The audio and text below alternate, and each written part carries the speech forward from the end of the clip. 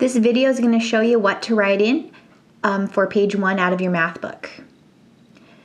So as we begin our study on unknown angles, we've got to review some key terms.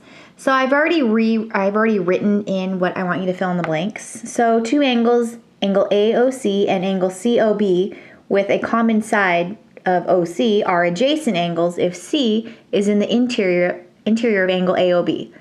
So I was kind of reading through these definitions and they're kind of hard to follow. So what I want us to do where we write the term, I want us to also draw a little sketch. So what this is meaning right here in English is this. Just going to draw it off to the side. This is the picture. This is what the picture would look like. Oops, those are arrows.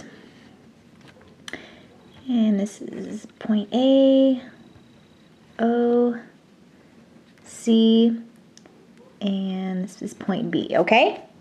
So what they're saying is angle AOC, this one right here, I'm going to draw the arc for you, is adjacent to angle COB, this angle right here, simply because they share this ray right there, okay? So in other words, adjacent just means like their angles right next to each other, okay? They're going to share a common ray or a common side.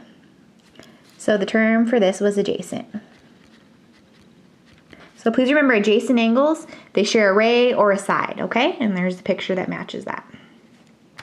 The next part, it says when two lines intersect, any two non-adjacent angles formed by those lines are called vertical angles or vertically opposite angles. I've never heard it called vertically opposite angles, but that's what the answer key wanted you to write in. I think typically you're going to see it as vertical angles. So this is what the sketch is that I want you to draw.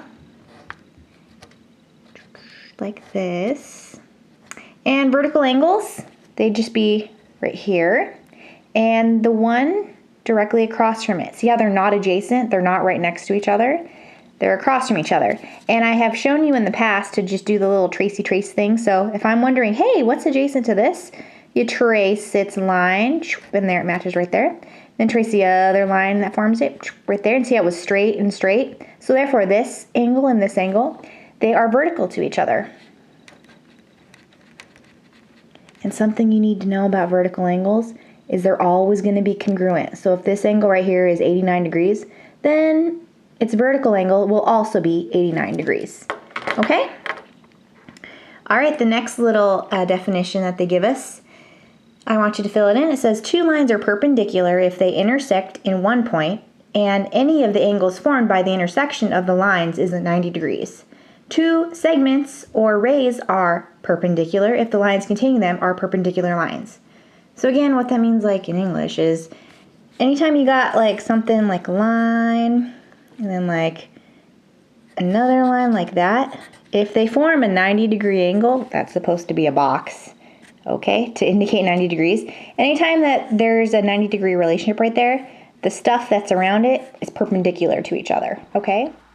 So if I had something right here like a square, and it's got these 90-degree angles right here in the corners, that would mean, since there's a 90-degree angle formed by this segment, this right here, these two segments have a perpendicular relationship.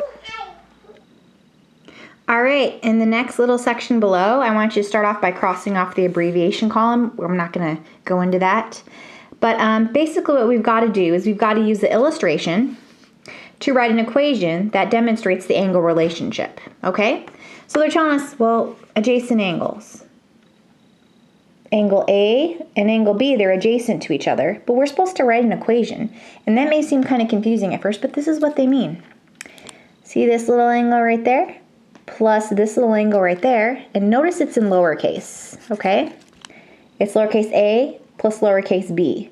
Not this big old capital A and this capital B. We're not referring to those. We're not referring to that ray right there.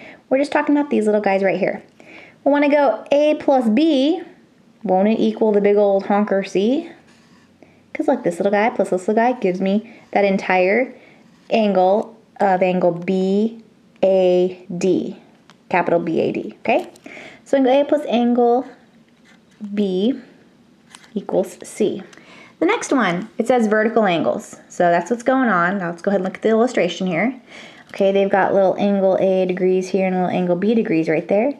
Those two are vertical to each other because remember the little tracey trace thing?